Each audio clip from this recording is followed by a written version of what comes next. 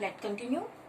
Next topic है how energy released during respiration to store. अब हमने कहा हमने फूड अपटेक किया था, फूड का डाइजेशन हुआ तो ब्लड के थ्रू फूड हर सेल में पहुंचा दिया गया। फिर रेस्पिरेशन की प्रोसेस हुई, हमने इनहेल किया, ऑक्सीजन अंदर गई, ब्लड के थ्रू हर सेल में क्या हुआ, ऑक्सीजन भी पहुंच गई। अब ऑक्सीजन ने फूड को क्या कर दिया, oxidised, carbon dioxide, water plus energy में तोड़ दिया। ठीक है, वाटर तो हमारी बॉडी को रिक्वायरमेंट है, वहां पर यूटिलाइज हो गया। कार्बन डाइऑक्साइड वापस ब्लड के साथ बॉडी से बाहर निकल गया। अब एनर्जी वहां पर जो बची उसका क्या हुआ, एनर्जी जो है हमारी बॉडी में एटीपी के नाम से प्रेजेंट रहती है। देखिए, रेस्पिरेशन की प्रोसेस में जो एनर्जी बनी वो किसके फॉर्म में स्टोर हो रही है, एटीपी, एडिनोसाइन ट्राइफॉस्फेट। ये हाई एनर्जी मॉलिक्यूल है, इसको हम करेंसी ऑफ एनर्जी भी बोलते हैं। अप्रॉक्स 30.5 kg पर जूल, इतनी एनर्जी है, 30.5 पर केजी पर जूल ये एनर्जी प्रेजेंट होती है।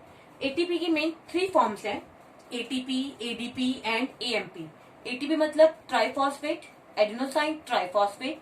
एडीपी मतलब एडिनोसाइन डाइफॉस्फेट और एएमपी मतलब एडिनोसाइन मोनोफॉस्फेट।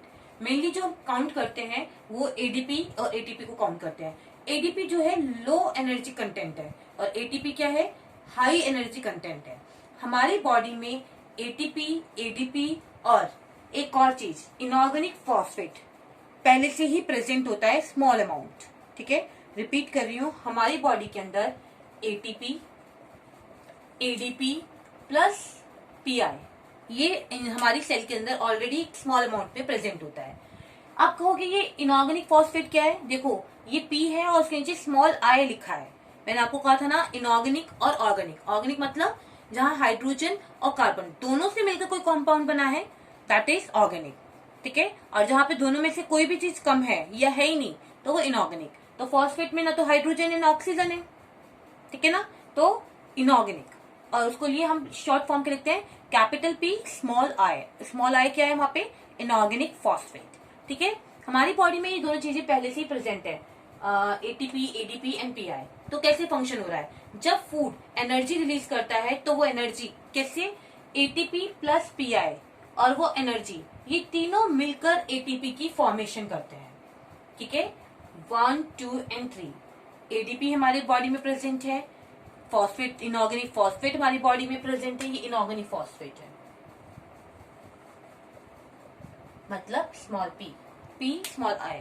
ठीक है, प्लस एनर्जी जो हमारी रेस्पिरेशन के थ्रू बनी, ये तीनों मिलकर इन दोनों को आपस में क्या करते हैं, जोड़ देते हैं, जिसकी वजह से एटीपी की फॉर्मेशन होती है और वो एटीपी के फॉर्म में हमारी बॉडी में स्टोर हो जाता है।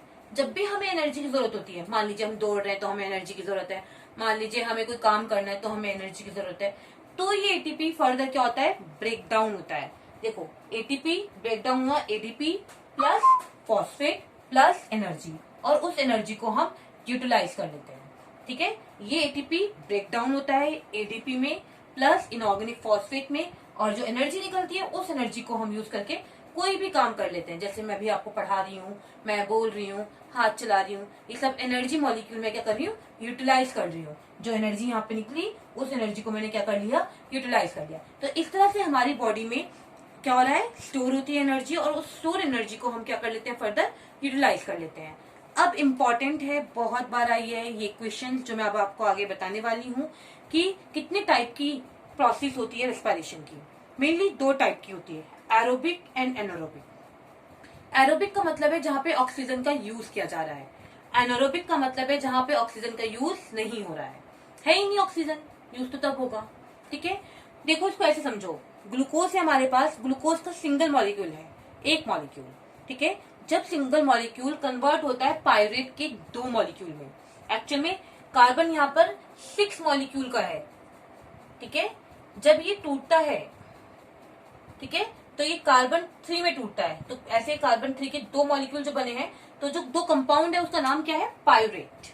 ठीक है, इसलिए कहा single molecule of glucose break down into 2 molecule of pyruvate, और जो ग्लूकोज से पायरेट बन रहा है इस पे प्रोसेस को हम बोलते हैं ग्लाइकोलाइसिस।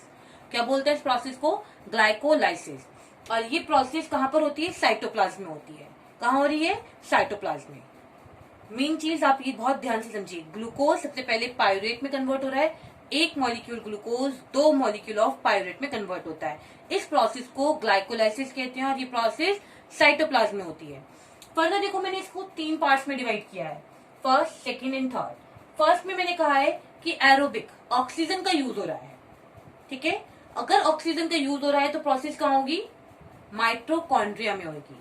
अगर ऑक्सीजन का यूज हो रहा है तो प्रोसेस कहाँ होगी, माइटोकॉन्ड्रिया में होगी। और माइटोकॉन्ड्रिया में होगी तो क्या, कैसी होगी प्रोसेस, फुल ऑक्सीडेशन होगा हमारे फूड का, मतलब carbon dioxide, water and energy में कन्वर्ट होगा, जो कि ह्यूमन बींग और एनिमल्स के अंदर इसी टाइप का होता है, ठीक है। क्योंकि ह्यूमन बींग भी ऑक्सीजन अपटेक करते हैं और आपके एनिमल्स भी ऑक्सीजन अपटेक करते हैं और आपके प्लांट्स भी, ठीक है। तो उन तीनों के अंदर क्या हो रहा है, carbon dioxide, water and energy. और यहाँ पे एनर्जी देखिए 36 एटीपी की फॉर्मेशन हो रही है, जबकि एक सिंगल मॉलिक्यूल 30.5 किलोग्राम पर जूल इतनी एनर्जी दे रहा है। तो एट अ टाइम अगर एक ग्लूकोज मॉलिक्यूल टूटता है तो उससे 38 एटीपी की फॉर्मेशन हो रही है और फिर उसको आप यूटिलाइज करते हो अकॉर्डिंग टू योर नीड, ठीक है।